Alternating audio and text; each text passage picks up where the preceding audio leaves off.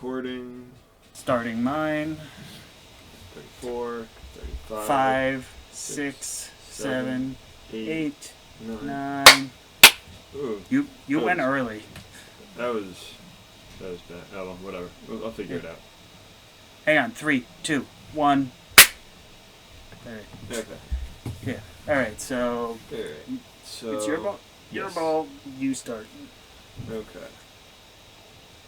Alright, so we have LeBron James, 4-0 in the All-Star game. Trevor Bauer looking over to take over Mariano Rivera because he's pitching with one eye open, gripping the ball tight, exit light. We have some hockey stuff going down, but most importantly, this is the 52nd episode or podcast here of Two Sport Bros. Now, we would have celebrated this back in the middle of November when we had our first podcast back in 2019, but pandemic happened. And we were sort of still experimenting with the podcast format to begin with anyway. But yeah, so 52 episodes theoretically a year. I feel old. Yeah, I know. We've been doing this a while. I didn't think this was going to last this long, but it's nice talking sports. Yeah. Also, I'm surprised you didn't continue with the Trevor Bauer thing, saying he's close to the old Neverland Ranch that Michael Jackson used to have. Oh, is he? Yeah. Yeah, although that gets into some these type of things, considering... Well, I mean, if we're going to talk about the type of things, Miami Heat's Myers Leonard was fined $50,000 and suspended for a week for using an anti-Semitic slur. So is that the kind of thing we want to go with? It wasn't the same, but it works for the segue.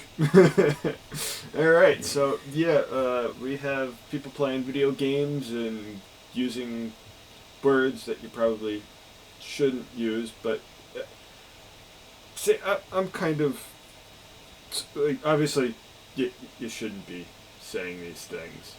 No, you should not. But if you heard me trying to play Smash Bros. The one time, I forget which character I was trying to unlock, but it was just not happening. King Dedede, I think it was. It was just like not happening. Yeah. Yeah, but that's usually but that's like by yourself, not live streaming this stuff. Like you can't be doing that. Even then, going into a racial slur is usually not the first thing that comes to mind when you are in a bit of frustration rage. So it is completely inexcusable that the league is fined him $50,000, the largest allowable under their collective bargaining agreement. He's been suspended for 1 week from all Miami Heat facilities and activities, and he is also required to take part in a cultural diversity program. To quote Adam Silver, Myles Leonard's comments was inexcusable and hurtful, and such an offensive term has no place in the NBA or our society. Yesterday he spoke to representatives of the Anti-Defamation League to better understand the impact of his words, and we accept that he is generally remorseful. We have further communicated to Myers that derogatory comments like this will not be tolerated, that he will be expected to uphold the core values of our league: equality, tolerance, inclusion, and respect at all times moving forward, end quote. So the first thing I say the problem is, why Call of Duty? Isn't that game like dead for 5 years? No, they just got the new one, the Cold War. Yeah, but he's playing Warzone. Oh, he's playing War? Yeah, but what?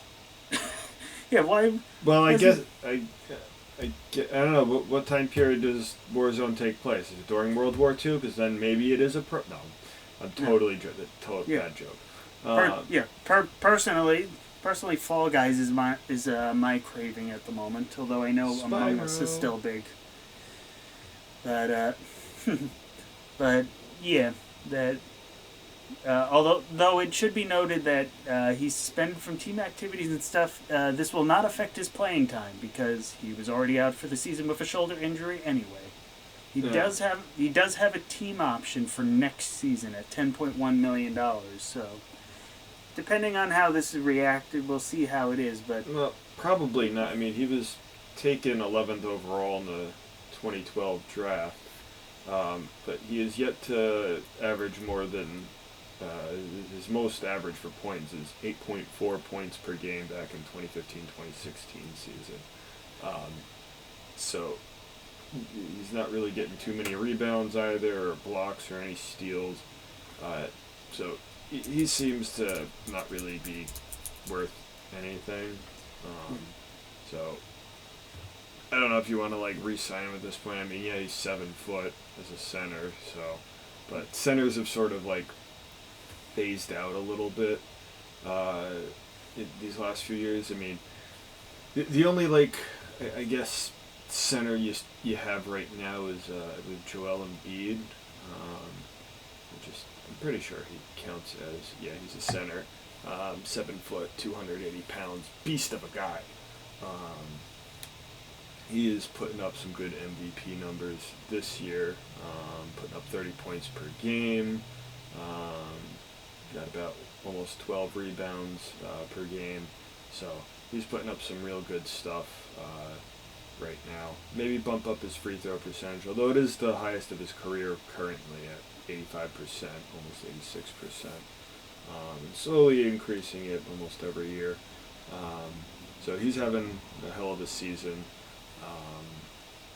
So it looked like maybe he would have some highlights in the All-Star game, but that did not happen because him and teammate Ben Simmons, who was also supposed to be in the All-Star game, although Simmons was a reserve, Embiid was a starter, but they apparently had close contact with COVID, so that sort of took Embiid out from Team Durant, and Durant was already injured, so Kevin Durant's team was already now down 2 of their star players, so as I mentioned earlier, LeBron is now 4-0 in the All-Star game draft system thing they're using now to, I guess, make it more fun.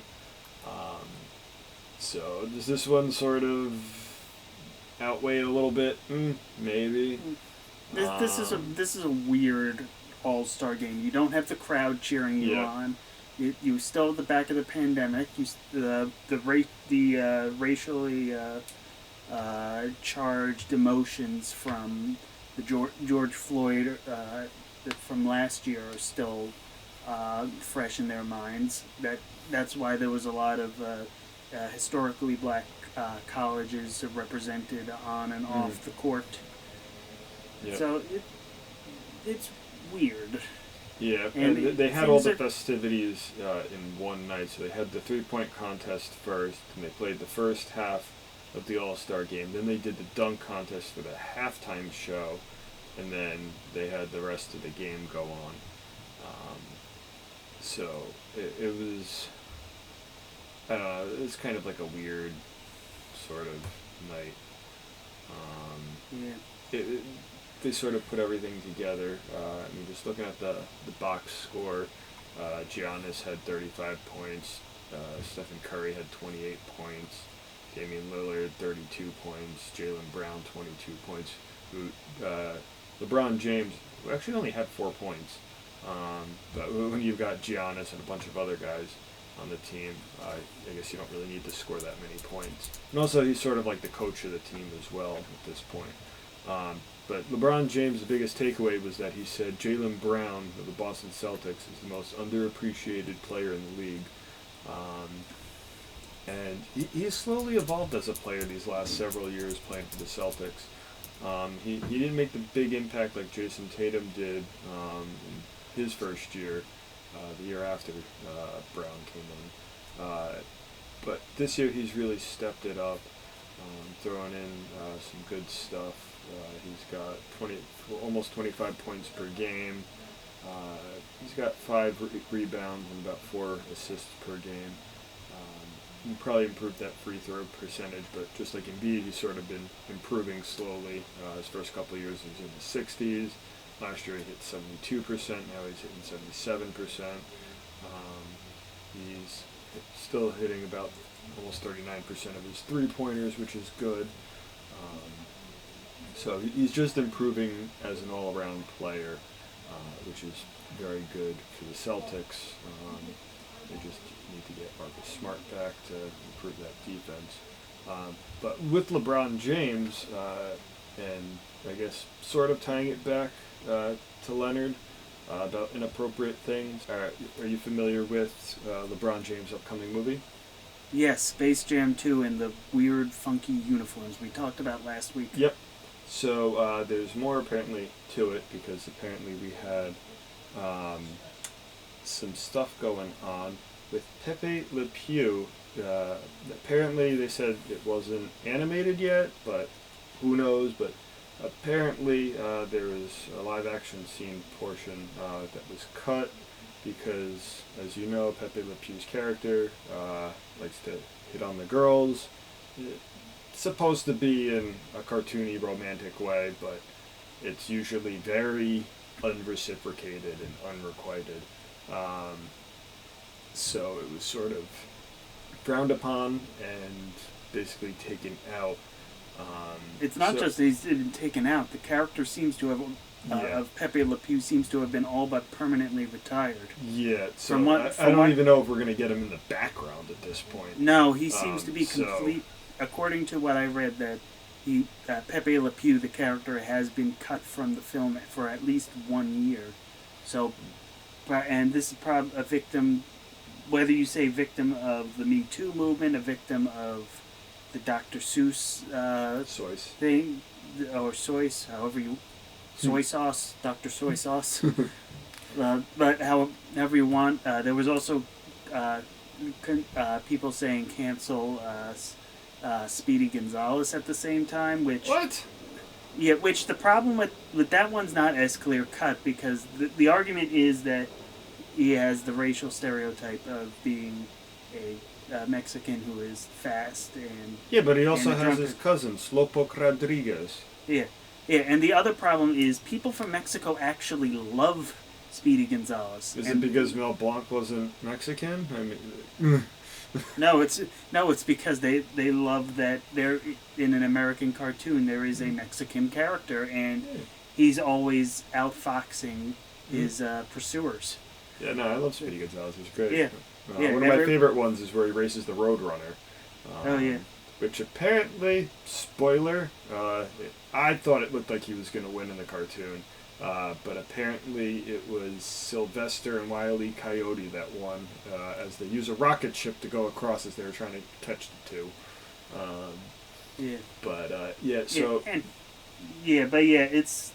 It's a weird sort of intersection of I think they could have addressed it properly in the movie. I know as we were bantering before, as we were setting this up, I was talking about Coming to America, the sequel.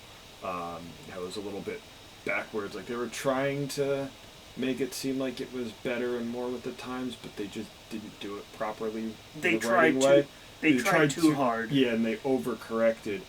So I think they could have addressed this better in the movie. My mom was saying she watched Gone with the Wind and there was like a PSA or something before and or after the movie. So like I wouldn't do that, but like if you can address it properly in the movie and make a little scene out of it, then that's something. It's hard. Warner Brothers is probably in an awkward situation because he will be the most notable character from Space Jam 2 to not make it in. Well, from Space Jam 1 to not make it into Space Jam 2. Yeah, and especially that he's a cartoon character.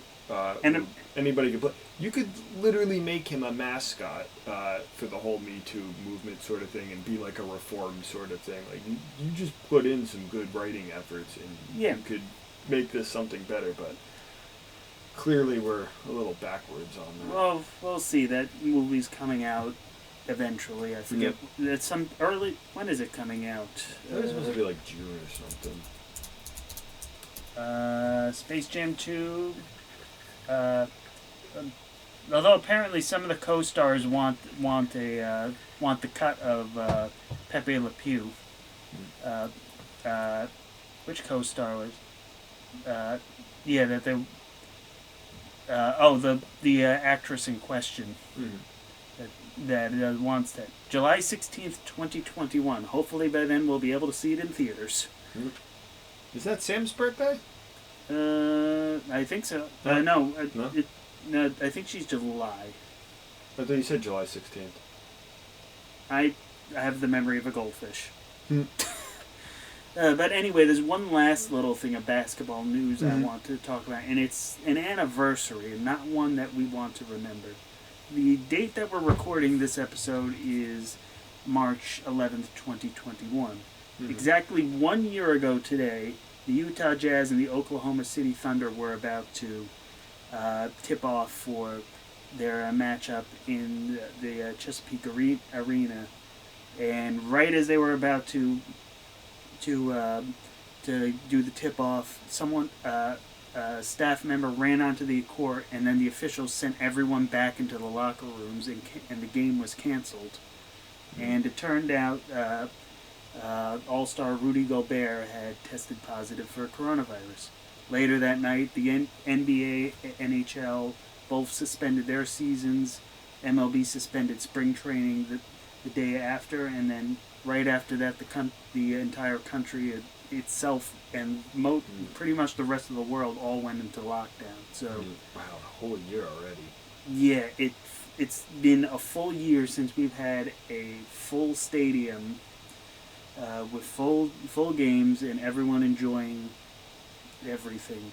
Wow, But that's nuts. it's been a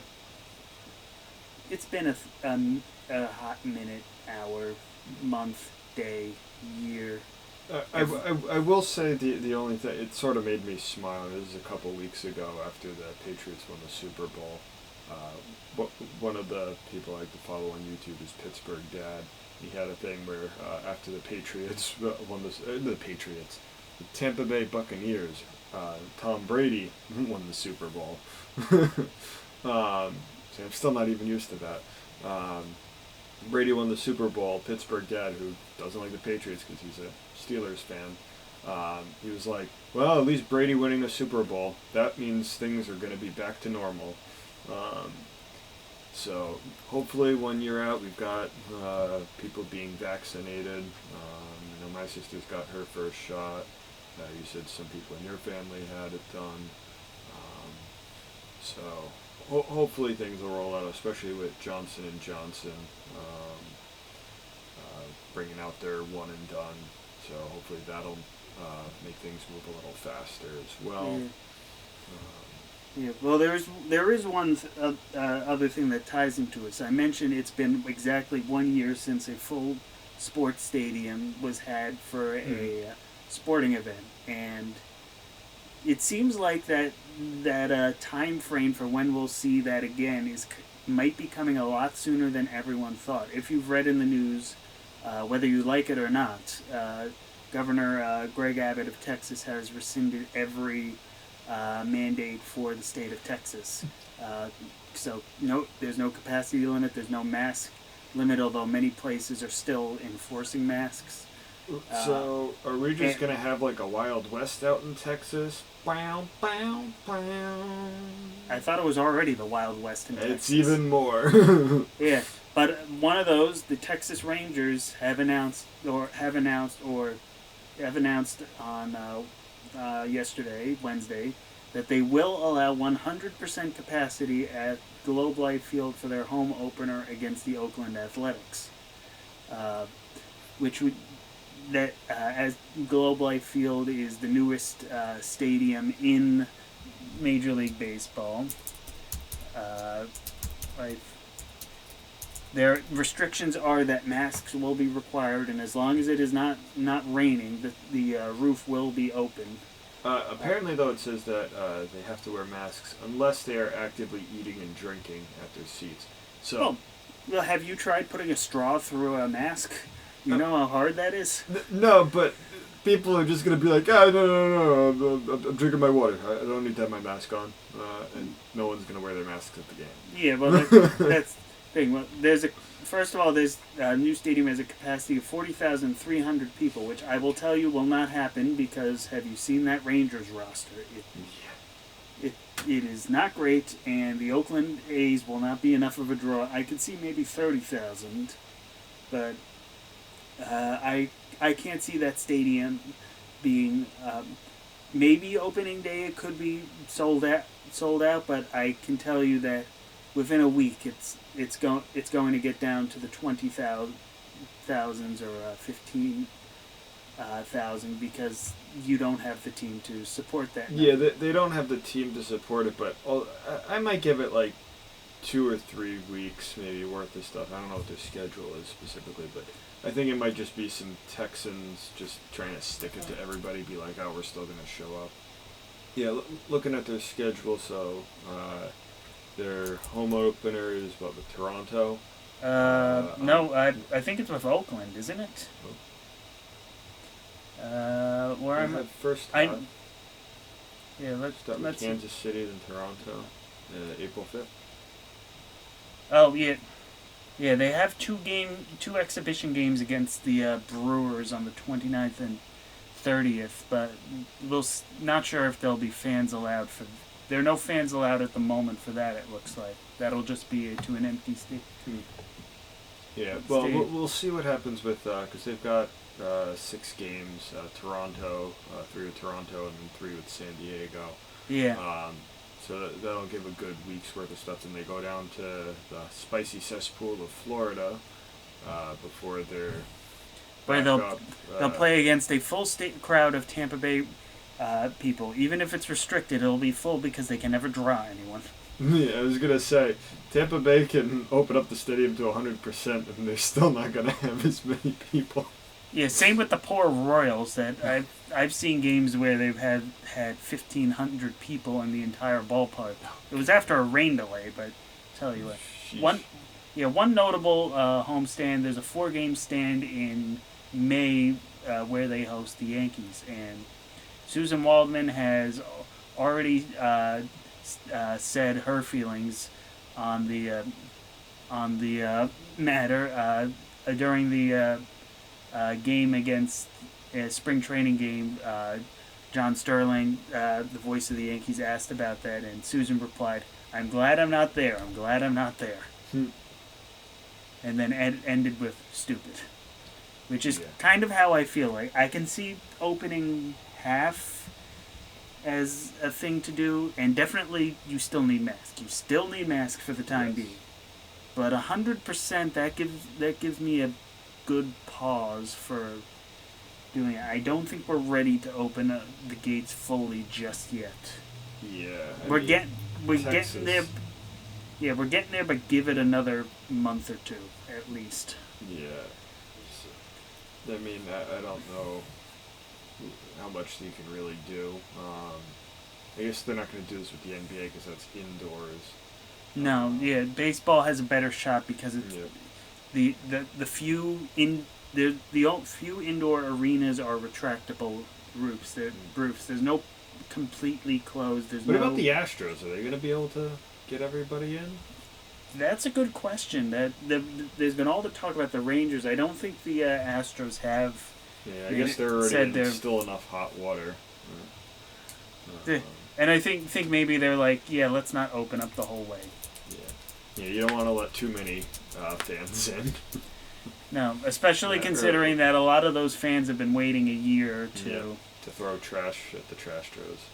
Yeah, let's see. There's actually a handy-dandy list of where every team stands during their attendance policy.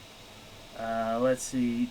Yeah, at the moment they are currently not planning to allow for full attendance in April. They're only planning for 25%. They could increase that, but they're not swinging the gates wide open like the Rangers are. Especially because even without the fans, they are still a competitive playoff team that will sell out stadiums for their games. So they maybe with the Rangers, it's more of a let's open up to 100% because we know we're not going to get anything. So maybe see who's going to show up and try and make as much money as we can as quick as possible before we have to be like, oh yeah, you know what, this isn't working out. Let's shut it down to 50% or 25%. So maybe this is just like a quick money headline grab, which don't blame them, but at the same time, shame on you for doing that. Yeah. A few other notes of how many fans. The Rays, as we were joking, they are only allowing 7,000 fans per game, which is ironically the most out of the AL East. Red Sox are only allowing 4,500, and the Yankees are allowing 5,500. White Sox are allowing for 30%, and Indians are allowing for 35% capacity. Astros said they're hosting fans, but they're not sure if it's 25% or more. The A's received permission to have fans that could allow for either 20%, 33%, or 67%. But again, that's a team that has a hard time attracting people to their stadium. Mm-hmm. But yeah, it's anywhere between 12 and 33% for the most. The Rockies are an outlier that they were going to allow 42%, or 21,500 about. So that's probably the most outside of the Rangers at the moment to allow fans in. So we're going to have to see how this all plans out. And maybe as more people get vaccinated, I mean, they're supposed to, I think a bulk of the people they're saying it's going to be hopefully by June or July. So maybe come after the All-Star break, teams will be opening up to 50 or 75% capacity. We'll see. It's definitely going to be a local situation and based on live events. I'm looking right now at the John Hopkins coronavirus database, and while it's loading, I will tell you that the U.S. has seen a very noticeable decrease from the peak in January. That as on the 10th, there were only there's so many bars here it's hard to click. 58,915 new cases, down from the peak of 300,000 at the beginning of January. It's a tenth of the people of the United States. Yeah. Well, 1% of the people. Yeah. No, 10% of 1%. We're not math people. We talk about sports. Yeah. The only numbers we talk about are statistics. But yeah, the drop has leveled off since Valentine's Day, but it's still progress is progress. I mean, and it's going to get better as the longer we go on. Variants or not, the more we know about the virus, the more we can beat it. Yeah. But it'll all depend on things. Speaking of all depend on things, minor league baseball we already knew was getting a massive overhaul from teams getting cut to realignments and all that. And now we know that 1 month delay. Yeah, 1 month delay, and now we also know that there is going to be there's going to be more than just realignment. There's re-experimentation. In years past, the Atlantic League has had several rule experimentations done to see what can be done for the Major League game, and now they're going to start doing that for minor league baseball. Some of the things that have been on trial and error basis. AAA baseball will see the size of base increase by 3 inches to 18 square inches, which seems minor, but could have a notable impact on the size of the stolen bases, ground outs, bunts, reduce the chances of collisions. AA will experiment with having four infielders on the dirt at all times to go against the shift. Now, notice I said that these aren't stacking up or down. That each league is only getting one gimmick, experimentation, whatever you want to call it. So I think you should have the players all on the infield.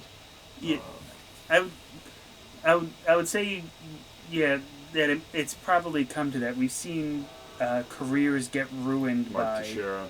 Mark Teixeira, Curtis Granderson, so many others that you see in 2009. They're 270, 280, 290 hitters, and then from that point on, they're 250. Well, to be fair, Curtis Granderson decided to be a home run hitter instead. So Yeah, but that could also be part of where he played. In. Yeah. Anyway, continuing down the line, high A ball, quote, pitchers are required to disengage the rubber prior to throwing any base with the penalty of a balk in the event that the pitcher fails to apply. This is a rule that was instituted in the Atlantic League in 2019. So that's basically like the old throw to. We already knew the throw to third, throw to first. The Andy Pettit move had already been eliminated. Now you're going to see less of that. That's probably to cut down with guy throws to first, then throws again, keeps throwing during the at bat. Yep. That particular change will be in the low A leagues, all of them. That's the thing I can get behind. Yeah. Too many times you just see these guys just throwing over. It's like, I just pitch the darn ball. Let's get on with the game. Either let them steal and you throw them out, or you're not getting them. Yeah, and in low A, it's going to be that you're allowed two chances to pick a person off. You can try for a third time, but if the guy gets on base successfully, it'll be considered a balk, and he'll advance anyway. So, Sheesh. that seems to be a little much. I would think that it's kind of the 3 strikes and you're out, and it restricts it. But I'm always a little more on the conservative side for trying to restrict things. And this goes into the last thing, which is the Low A West League will also have on-field timers to enforce time limits between the delivery of pitches, innings breaks, and pitching changes. So basically the pitch clock that we've all come to know and love.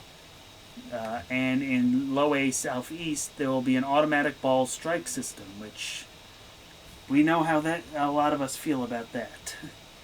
Yeah. That it basically reduces the importance of the catcher position to basically a receiver, and not that you would never see. It would benefit people like Gary Sanchez and hurt people like Yadier Molina. You would never see a Yadier Molina who would be able to frame pitches and stuff, because what's the point in framing when when it's going to be called a ball or strike regardless of what you do with it? Yep. So I think of these, the ones I'm against, it's the automatic strike system that takes a large human element out of the game that is very well known. The 3 pickoff rule, I think, is over-regulating something that's really more a problem with 1 or 2 players. Mm-hmm. The size of the bases I'm intrigued to see, because I would like to see players get back to stealing bases. The old have someone steal bases in front of your hitters, kind of like the teams of the 80s and 90s. Yep. Where you had Ricky Henderson. I don't think we'll Derek ever see Jeter. anybody steal 100 bases in a season again. No, but we could try to get it back to 40, 60. Yep. And have more people steal bases. That stolen bases is at an all-time low right now. And as I said, the defensive shifts, they do have to kind of do something. It's gotten out of hand. Yeah. Or, learn to punt the ball. Yeah, learn how to bunt, please. Yeah, so I think the shift thing is, I think, the most intriguing one that you're going to enforce it. Now, when they're saying they got to keep 4 players on the infield, does that mean a second baseman can't go back into the outfield to catch the ball without the right fielder sprinting to the infield? No, it just means that for the play, when the pitch is thrown, all 4 have to be on the infield dirt. Because we saw last week there was the Jose Iglesias, the ridiculous play in shallow left where he then flips to the left fielder who then throws to second base for a double play. That you're still going to see crazy stuff like that, but what it is going to prevent, it's going to prevent going out the shortstop starting out in shallow outfield, or have 5 people on the infield. Well, 5 people on the infield you might have, depending. You'll probably see some more creative shifts, and it also doesn't eliminate you putting 3 people on one side or the other. It just means that you can't put your third person deep. He has to be in the same position as everyone else. In the second half of the season, they could see a more extreme version where they have to have 2 infielders on each side of second base.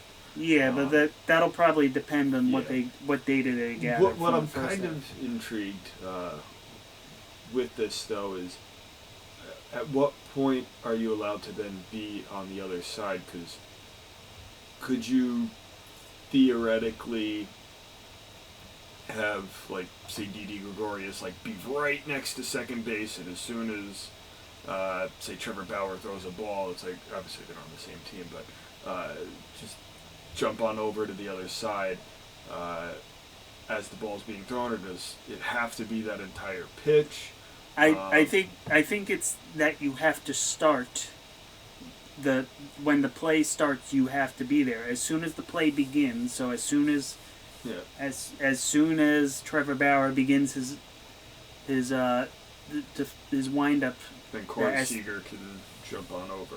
Yeah, that basically the play has to start with you in a certain position. Once the play starts, you could run wherever you want. You could do the Derek Jeter flip play. You could tumble into the stands. Because at that point, I feel like you can just abuse that system and just, like, have the third baseman or something, like, sprint backwards into left field or something, and just have, like, the left fielder and center fielder sort of, like, pinch in a little bit and have the center fielder in and have the shortstop right next to second base. It just sort of, like, wastes time, but, like, you're still sort of there. The counter to that is the energy required to that. Yeah. That imagine if, let's say they're trying to do that against Brett Gardner, and he works a 10-pitch at bat. By that 10th pitch, Xander Bogaerts is going to be really exhausted, having to constantly run from shortstop over to cover the second base bag, and then go back, then do it again. So, it'll be too much effort, to put it that way, to make it worthwhile. And that's what's going to do it. You have to have an intrinsic value. The easy way of saying that is the old Anthony Rizzo, where they started bunting him, where he started bunting when they shifted, and after the 7th bunt base hit, they're like, all right, we got to stop this because he's just getting on base for free at this point. So at the point it does not become worth it is when they stop doing it. Yeah. And that's how we got in the mess too, that no one was bunting, so they said, oh, it's worth it. That's a free out, basically. Yeah. And then just a few guys who they do learn and bunt for doubles and singles. That's my favorite. Yeah. They're like, we can't do this anymore. This is harming us more than it's helping us. That'll be as it is. Speaking of guys who, as we were sort of talking a little bit about stealing, and guys also not hitting, Billy Hamilton has basically been told by the Indians he won't make the team, and just as fast as he is, that's as done with this news as we are. Well, I'll just say it relates into how I wanted to say we want to see more stolen bases. He does, I believe, hold the record for most stolen bases in a minor league season. Yeah, it's ridiculous. And early in his career, he's 56, 57, 58, 59. For Bakersfield and Pensacola, he stole 155 bases. The most of any minor league season. The second most was Vince Coleman with 145 in 1983, and said that's that is one of the big records that you will probably never see again, and you certainly won't, because as said, that Billy Hamilton did it in 2012. Coleman and Don Nixon, the next people, did it in 83. 81 was Jeff Stone in fifth place. Like I said, the 80s had a lot of prolific stolen base people. Fourth place, James Johnson, that was 1913. And a lot of the others you see from the 40s, they're from the 40s, the teens, or the 80s. You're not seeing 150 stolen bases at any level, anytime, anywhere, period. That is up there with Joe DiMaggio and his hitting record, having 30 wins in a season, 300 innings. That stuff's gone the way of the dinosaurs. So I hope it comes back. Like I know Mike Trout was like a big 40 for 40 threat a couple of years back. He's still a good threat to steal a base. But he's not up to 40 bags like he was in his early part of his career. And as I said, year on year, that number has gone down like non-existent. In 2004, Carl Crawford stole 59 bags, and Scott Pasednik stole 70. 2009, Ellsbury 70, Michael Bourne 61. This is for American and National League. 2019, the last full season, Malik Smith 46, Ronald Acuna 37. And the pandemic shortened one. You did see an uptick though, for 24 from Adalberto Mondesi of Kansas City, and Trevor Story with 15. Really, Trevor Story. Well, as I said, with not many, you would know of more for offense, but he has his stolen base things, and as I said, that stolen bases as a whole were on the rise more with the extra inning totals and all that. But year over year, the peak of stolen bases obviously was early on. 1909 at 3,000 in the combined season. The 70s got back into the 3,000s. But there were 2017 there were 2,500 stolen bases in the American League and National League, which is honestly more than I thought. The low point actually apparently for this, it was in the record missing 50s and stuff, which there probably were more, but you don't see it happen. Stolen bases happening nearly as much. That 2,500, that's down from 3,000 in 2001, and I know that what I'm looking at is missing the 18, 19, 20, and I remember an article saying that those numbers were down from that too. Yeah. So it has gone the way of the dinosaur as we've gotten into the three true outcomes of strikeout, home run, or walk. I'm not looking forward to that true outcome. No, and hopefully in due time that'll come back, and we'll see that more. Anyway, with I guess football news, it seemed that Juju Smith-Schuster of the Pittsburgh Steelers wanted to come back, but apparently it's now been made clear that the Steelers will not have him back. The Steelers have been one of the teams in the NFL who've been really good at finding really good wide receivers in the draft. So they've got guys like Chase Claypool right now sitting on with them. Juju just seemed to, as much as you want to love his positivity and how much he gives back to the community and whatnot, he sort of became a bit of a distraction, mostly with his TikToks and whatnot. He's a very good number 2, but when it came time to be the number 1 wide receiver, he just didn't have what it took. So right now the odds, according to the betting people, is looks like the Raiders are going to land him. Jets could use a wide receiver. They have the second most cap space. They've got like $68 million or something to spend. So depending on what they do with that number 2 pick, if they somehow trade it for Deshaun Watson, or they draft another quarterback in the draft, or if they take a running back and they want to believe in Sam Darnold for one more year,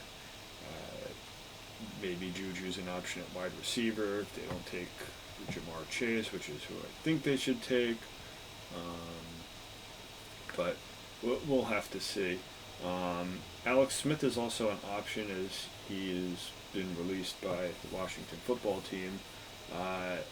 And since Alex Smith sort of like put his 2 cents and whatnot out there of how he felt like he wasn't being properly used after coming back from all those surgeries and eventually winning Comeback Player of the Year. His former coach, Ron Rivera, basically said that it was in the back of his head, what if he gets hurt again? What if he hurts that leg again, and he'd be the guy putting him back on the field? And like at that point, I guess that's covering your tracks on it, but at the same time, like Alex Smith has come back and he's basically saying he wants to play. He's here doing that. You have to let him play at that point. If the doctors clear him, he says he's ready. The doctors say he's ready. You want to be a competitive team. I mean, obviously the NFC East wasn't very. I mean, I guess it was competitively bad this past season. It was the tank division. So, all the teams basically have a chance if they make the right moves that they can rise to the top because they all equally sucked. Yeah. Well, you know who I think is not going to be good for these next couple of years? Mm-hmm. The Cowboys. Mm. Because Dak got paid. He got a crazy, ridiculous contract. Let's see.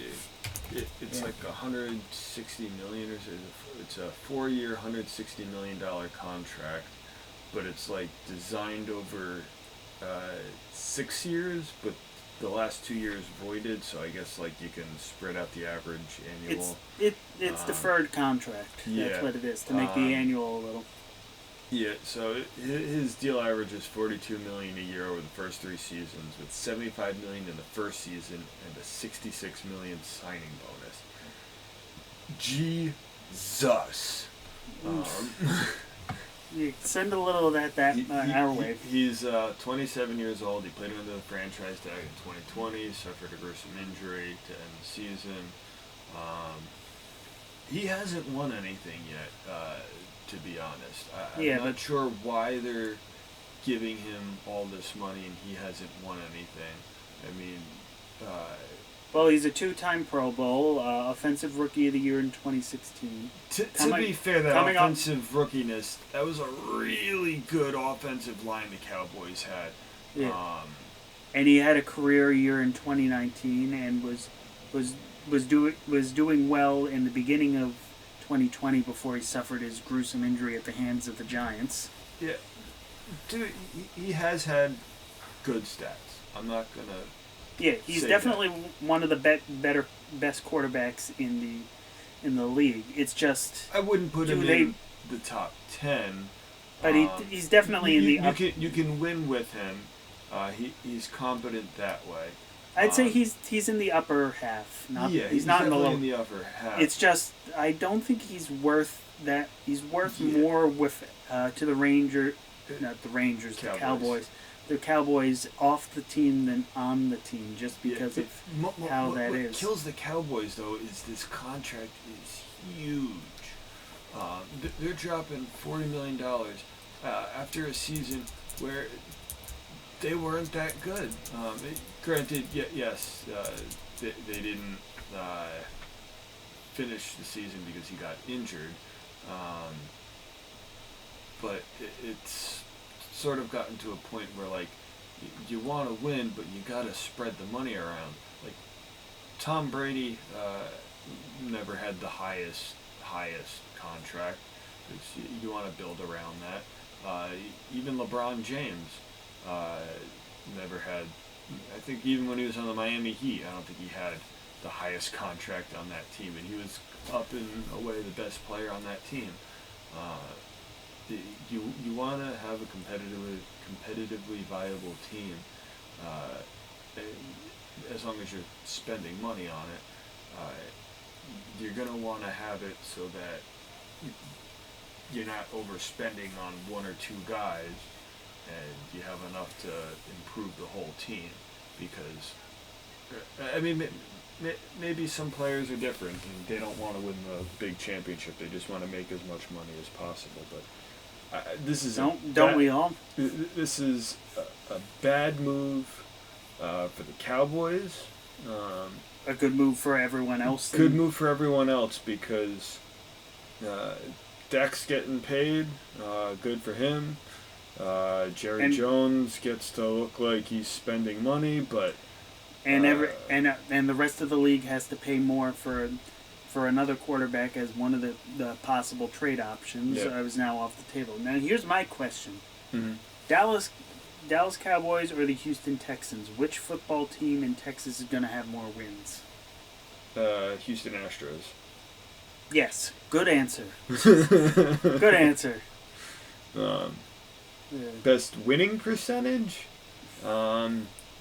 With a healthy Dak, maybe the Cowboys will have a better winning percentage. Yeah, I still think America's team is the better Texas team, just considering the state of the Texans and that they are in a right mess. I'm surprised you should have said which Texas team is going to do better. You should have said the Titans, since they used to be the Oilers. Yep. I guess we could have gone with the Mavericks maybe too. No, Mavericks now. Yeah. So let's see, Cowboys schedule. I mean, actually, they weren't doing too good while Prescott was there. To start off the season, I mean, they didn't do well in the middle of the season as they were trying to figure out what to do without Prescott. So they started off 2-3 with him, and then they were trying to figure things out in the middle of the season, and then towards the end of the season they went 3-1. But it's tough. I guess you might have won more games. I guess maybe in the middle, finishing 6-10. Maybe they could have finished 9-7, winning a couple, because they lost 4 straight in the middle of the season there. Especially the big games like Washington and Philly, where they basically came out and did nothing offensively. Yeah, well, let's see. I'm just looking at the opponents that the Texans are going to face. Just to see, they're facing the Jaguars twice, the Colts they're facing twice, and the Titans they're facing twice. Then they have the usual mess. They have to face the Browns, the Dolphins, the Rams, Seahawks, Cardinals, and the Bills. Oof, yikes. Yeah, they have a rough. Especially facing the Titans twice might be a thing. The Colts twice, depending on it, but they have to improve from last year's. Kind of, they were just there team. Jaguars and the Jets are going to be free wins, basically, more or less. And then the rest of it's interesting, as opposed to the Cowboys' schedule for 2021. Obviously, the schedules haven't been. No, I don't want the North Queensland Cowboys. What are you giving me? That's. But they haven't gotten the full schedule, but we know the opponents. 2021. Let's see. They have to face away. They have to go to Kansas City. They have to go New Orleans, Chargers, Vikings, the Buccaneers, and their usual opponents. Plus, at home, they're also facing. Yeah, I think the Cowboys have an easier schedule. They also have to face the Cardinals, but they obviously have the soft East, plus the Falcons, the Panthers, the Broncos, the Raiders, and they also have the Vikings and content and Saints, who we don't know what they'll be like next year. Yeah. So they definitely have the easier schedule. Yeah, because we're not entirely sure what Drew Brees is going to do with the Saints at this moment. Like, his contract's like basically $1 right now, but that's more for like cap space stuff because of like deadlines and weird things. But it seems like he's going to retire, but you don't know. Yeah, and at the same time, that the only games I'm almost sure that the Cowboys will lose against are the Chiefs, the Buccaneers, the Cardinals, and the Raiders. Whereas for the Texans, they have to go up against the Rams, the Seahawks, 2 games against the Titans, the Cardinals, the Browns, the Bills, the Dolphins. That's a lot tougher schedule, and they have to face the Bills, the Dolphins, the Browns, and the Cardinals on the road. So we'll see. Yeah. What we'll also see is currently, as of recording, the Rangers are down 4-0 against the Boston Bruins. So it'll probably look like they're going to lose their 3rd straight game after winning 3 straight games. Consistency. Yeah. So, I mean, those wins were against the lowly Buffalo and New Jersey teams, so the Sabres and Devils. But they were good morale wins, and then they went and played against Pittsburgh and, like, forgot how to play. What was it here? They had... Yeah, they lost 5-1 to the Penguins in that first game.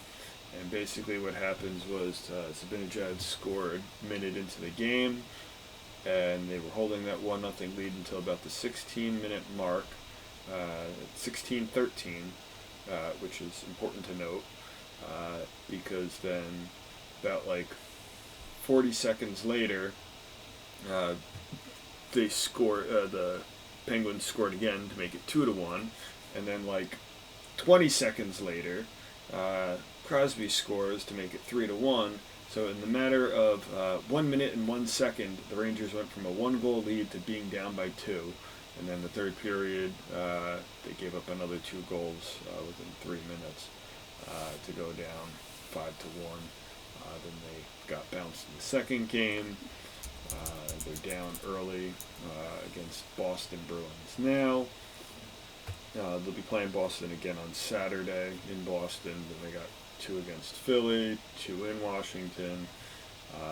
So, I mean, there's still, I guess, technically time to make it up. So 1, 2, 3, 4. The Bruins hold 30 points in that 4th seed. Rangers are 7 points back. I mean, after this game, that'll go to 32 points for the Bruins. Unless if the Rangers decide to do something in the third period, which I don't think will happen, but who knows as we're recording. So we'll have that.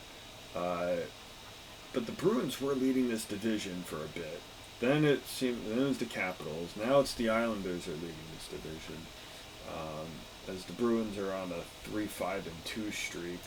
The Islanders winning 6 in a row, being 8-1-1 in their last 10 games. Capitals going 7-2-1. Penguins 7-3-0. Well, this is what happens when you throw the Penguins, the Islanders, the Bruins all in the same division. That this is a product we'll see only this year, not so. It's for all but a couple of teams. It's going to be hard to gauge how well you do because you're not facing Toronto. You're not facing. No one's playing the Red Wings or the Stars or the Senators or the Sharks. You're not getting to play any of these other teams. we already knew coming into the season that this is going to be a competitive division, but with this realignment, it just makes this that much harder of a division because you're only playing your division rivals and you can't like beat up on other teams. Yeah, a better way to call it would be the East is the All-Star division because that's what it feels like. Yeah. You got your best hits. Meanwhile, everywhere else, it's the Central's rather competitive with the Lightning, Hurricane, Panthers, and Blackhawks all within spitting distance of well, less the Blackhawks, but the Lightning, Hurricane, and Panthers are all within spitting distance of each other. The West is kind of that way. The Golden Knights, the Blues, the Wild, and the Avalanche are all up there at the top. The North is really where the North, which started out very top heavy, started to fill out, but it's still Toronto, Edmonton, and Winnipeg as the big three there. So there's still plenty of time. There's only been 26 games played at the most.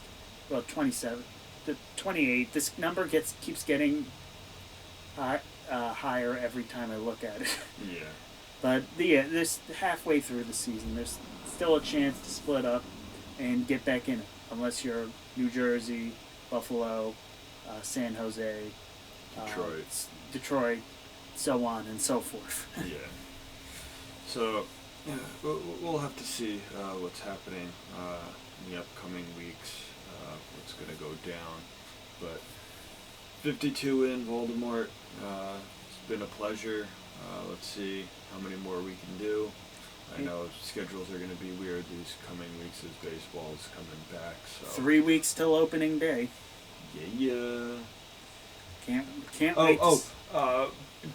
One more hockey thing. So my dad and I were trying to watch the hockey game the other day. The Rangers were supposed to be on like CNNBC or whatever it was, and right before the game we put the other hockey game on, which was the Bruins versus the Devils. Now we're in the New Jersey area. We were able to watch the Devils, who are a local team, but when the game switched over to the Ranger game, it was blacked out. What? You have to live in Manhattan, otherwise it wouldn't be. I think honestly it is really stupid in the pandemic that you are blacking out people in your own market. There's supposed to be a thing where ESPN Plus is going to be getting like 70 games or something, and each team gets like 8 games or something weird like that. But I think blackout things are still going to be a thing, so it's like, what's the point? Like, I don't know why it's still a thing, why this doesn't evolve in this evolving television system that we have these days. They need to figure this out.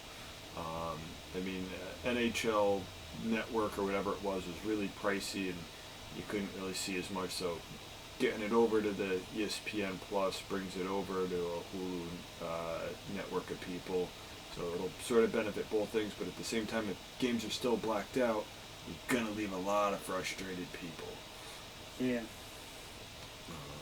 So they really need to fix that. But here's to a good rest of the season. Voldemort, thank you for being with me for these 52 episodes. Here's to another 69 more. Nice. We'll see you guys next week as we take a look at. We probably will take a look more at spring training as that evolves and talk about all the injuries and cuts and all that. Who's going to get Tommy John surgery first? Well, that already happened. That's the reason that Jake Arterizzi's an Astro, because they've been hit hard again by the injury bug after last season. But we'll get into that next week. We'll see you guys then.